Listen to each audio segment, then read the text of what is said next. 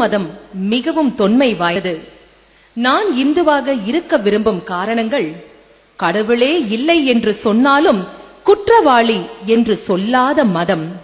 இன்றைய தினத்தில் இத்தனை மணிக்கோ அல்லது தினமுமோ கோயிலுக்கு சென்றே ஆக வேண்டும் என்று வலியுறுத்தாத புனித மதம் எம் இந்து மதம், நம் இந்து மதம்.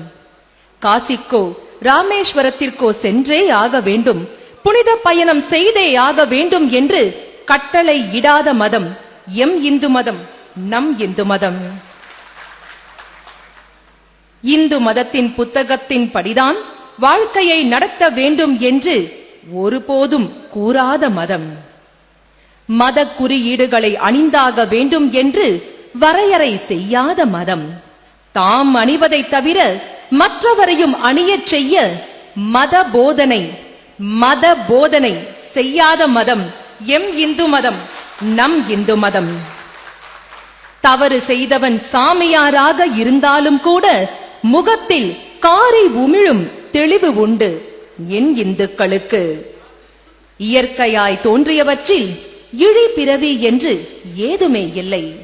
மரமும் கடவுள், மண்ணும் கடவுள், கல்லும் கடவுள், காற்றும் கடவுள், குரங்கும் கடவுள், நாயும் கடவுள், பன்றியும் கடவுள், நீரும் கடவுள், நீரும் கடவுள், நானும் கடவுள்.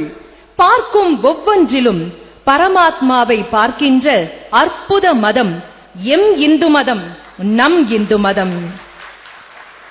எண்ணிலடங்கா வேதங்களை கொடுக்கும் மதம், 12 திருமுறைகள், பிரமாதமான பிரபந்தம், பெண் ஆசையை ஒழிக்க ராமாயணம், மண் ஆசையை ஒழிக்க மகாபாரதம், கடமையின் முக்கியத்துவத்தை உணர்த்த பாகவதம், அரசியலுக்கு அர்த்த சாஸ்திரம், மருத்துவத்திற்கு சித்தா ஆயுர்வேதம், கல்விக்கு வேத கணிதம், உடல் நன்மைக்கு யோக சாஸ்திரம், கட்டுமானத்திற்கு வாஸ்து சாஸ்திரம், விண்ணியலுக்கு கோள் கணிதம் என்று நம் பிறப்பு முதல் இறப்பு வரை அல்ல இவ்வுலகின் பிறப்பு முதல் இறுதி வரை வழிவகுத்த உன்னத மதம் எம் இந்து மதம், நம் இந்து மதம்.